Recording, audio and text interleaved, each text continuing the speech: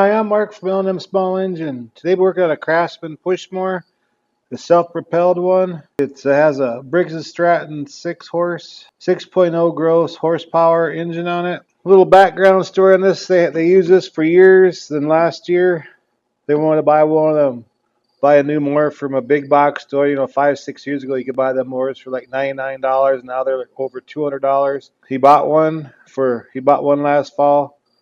Didn't retire this lawnmower this spring. He bought last fall. He used it this spring, and the wheels actually fell off of it. It's just a pile of junk. So he brought it here. I said, well, I'll probably get this fixed up way cheaper than buying another one of them lawnmowers, and these are built way stronger than them. So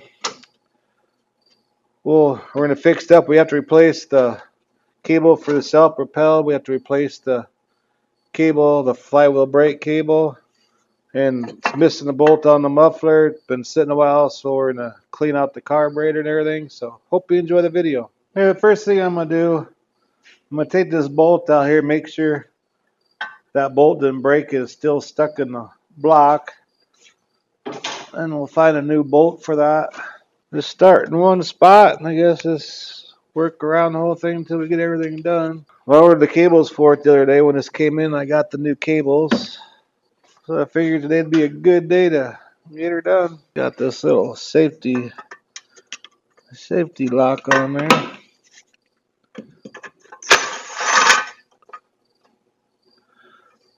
It just missing the bolt. At least it's not broke off in there. So we'll look at my muffler bolt, see if I have a bolt like this. Be right back. Okay, got these little spacers in my muffler bolts.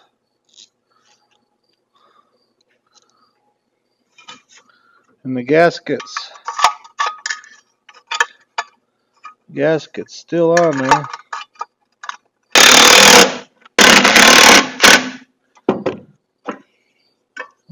Bend them tips down so they can't work themselves loose.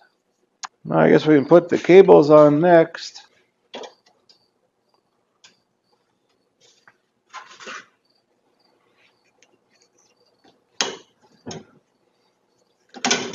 So that happens when we let these things sit outside. Moisture gets inside these cables and they corrode and they don't work. Well, they don't really cost that much. It's just if you have a place, put them inside or even cover them up.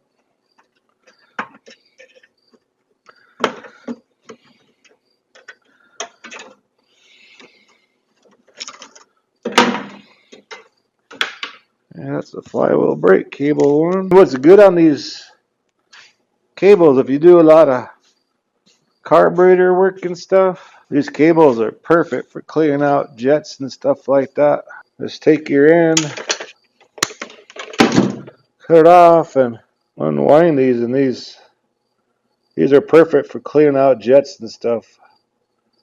So if you ever replace these cables, cut the end off, and you got a free tool to clean out jets and stuff on carburetors. So let me grab the new flywheel brake cable here. Then when you order this stuff, there's that little sticker on the back of these lawnmowers that tells the brand name and the model number and everything. It's right back here. And I order most of my stuff from Parts Tree. This one here is for the self-propelled. Grab the other one here. Each one of these cables, I think we're under like about 15 or 16 bucks a piece. I should have put through that little harness there first.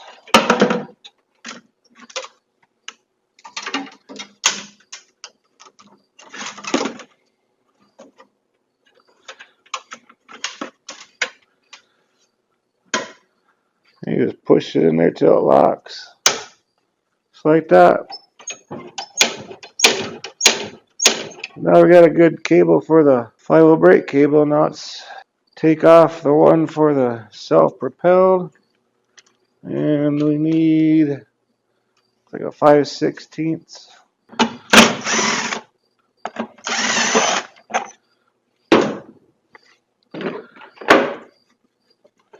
Belt looks like it's in good shape. Clean some of this junk out of here. Now we just gotta squeeze into that clip. Get it lined up so I can squeeze the mirrors. There we go. Blow some more of that crud out before I install the new cable here.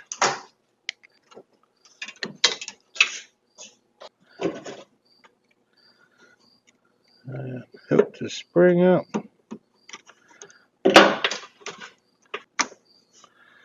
Lock it into place. And I'll bring it back up to the handlebars here. And just snap it into place. Make sure that's working properly. The engagement part. Spray a little oil on that. Because that cable's been bad for a while. There it goes. Need a little WD-40. Now we can go ahead and put that cover back on. And we'll start on the gas tank and carburetor next.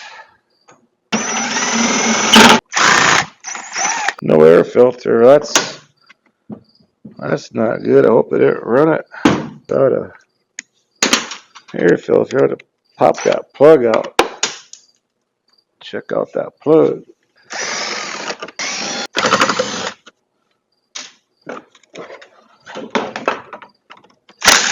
These are 5/16. Pop this plug out.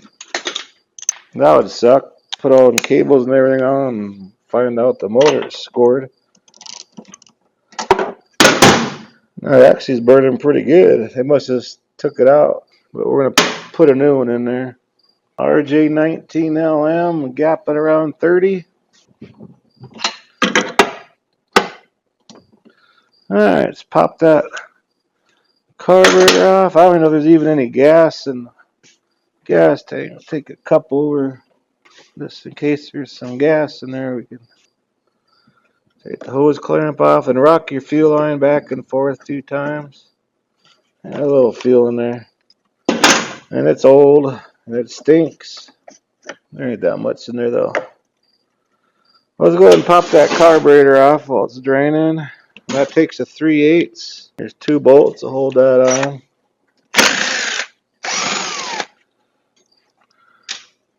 I'll look the governor linkage. I'm going to clean it off a little bit before we tear it apart. Now that's something different. The bowl gasket must have been bad or something. They kind of made something out of a piece of plastic or something, but we'll look at that when we're tearing it apart. Okay. There's a 1/2 inch.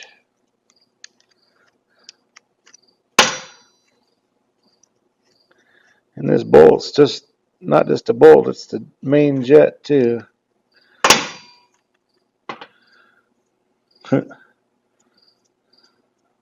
Interesting.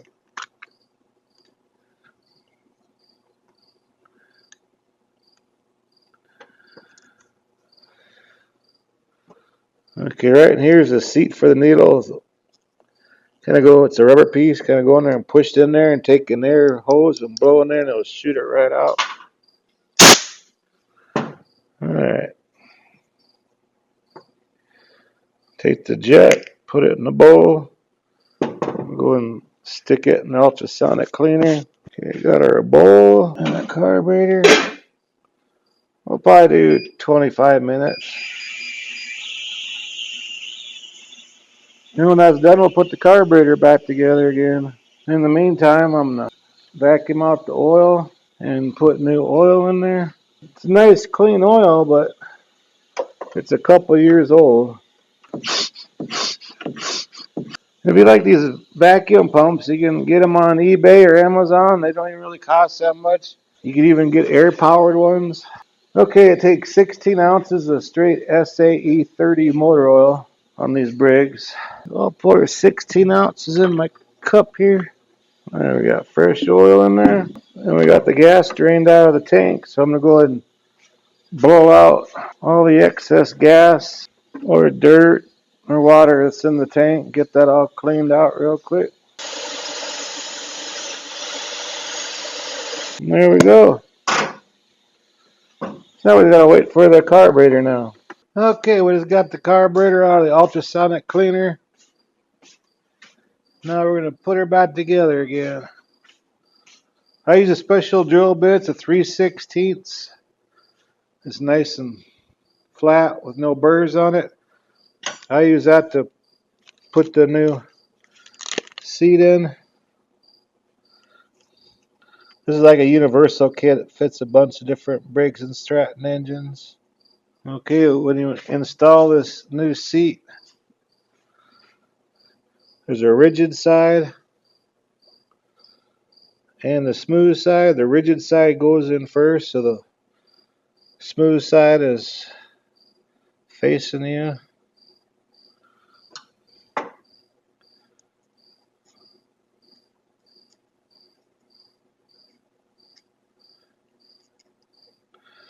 Get lined up nice and square. Then you take the flat edge of your 3/16 bit.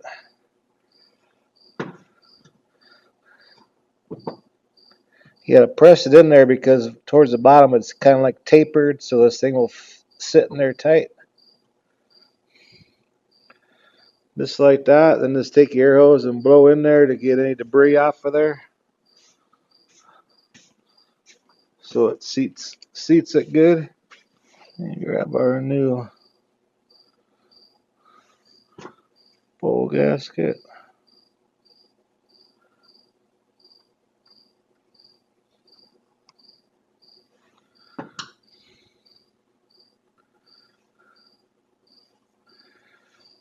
And put our needle on the float.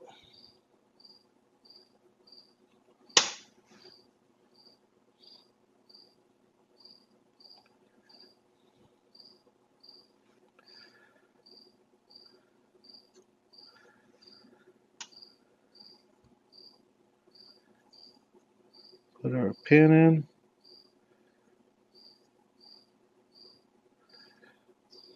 On our bowl. And on your main jet here, your nut, your bolt, and your jet. Make sure that ain't clogged up. Just take a little wire, stick it in there. And there's two holes on the side. And take your carburetor cleaner, cover one hole. Shooting this side, there should be a nice stream coming out the top. See that stream? So you know that's not clogged up. And instead of that homemade gasket that they had, or use a real one. And there we go. Now we're going to use this new O-ring on the intake shaft, and this is for the between the carburetor and the base plate of the air filter. And this other stuff, it's a universal carburetor kit. I like using them because you can use it for more than one kind of a carburetor. Well, this day and age, these carburetor kits are like $10. But anymore is you can buy an aftermarket carburetor for like $12. So, but if the original stuff ain't that bad, I'd just use the original. Alrighty. Now that O-ring that I was talking about is right here. They kind of get flattened out over time. So we're going to put our new one in. That just seals it better so no air gets in there. And then we'll go ahead and put our governor linkage on there.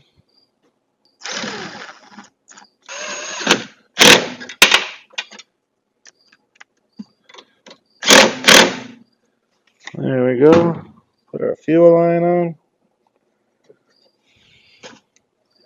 Put the clamp back on. Now for our base gasket that goes right here, I'm going to blow this off, make sure there ain't no debris on there. And these only go on one way, little pins that hold it into place.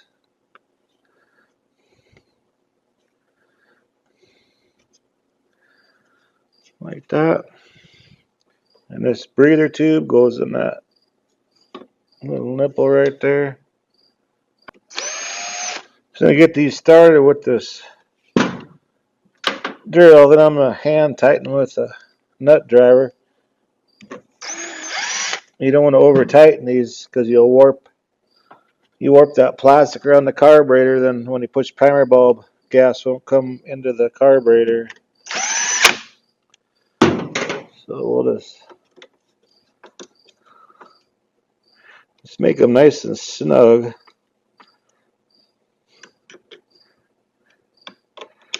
Then I gotta go get some gas, put some gas, and then push the primer bulb. Make sure gas comes through that tube into the venturi of the carburetor. So the next thing is to do is put some gas in there and make sure the primer is working properly. There's a little trick you can do on them. If you put that gasket on and it don't prime, you can double them gaskets. And a lot of times that works. If they're warped too bad, then you have to buy a new air filter base plate. But I've doubled these gaskets up before and it works. But if this base plate's too bad or too warped, you have to replace it. And I grab my flashlight so I can look in there and make sure it's shooting gas in the carburetor. Yep, but it's working. So I get an air filter and sharpen the blade, and we'll see if this thing starts. Okay, let's put the air filter in. I checked the blade. The blade's fine. So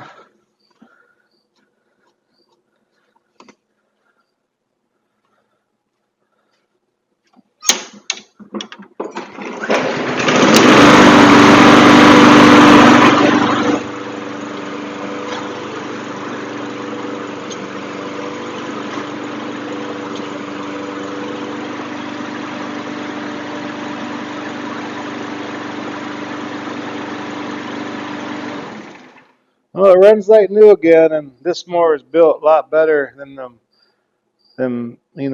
cheap lawnmowers you buy at big box stores. Well, they're $200 some ones now, but 4 or 5 years ago you buy it for $99. But these older mowers are way stronger.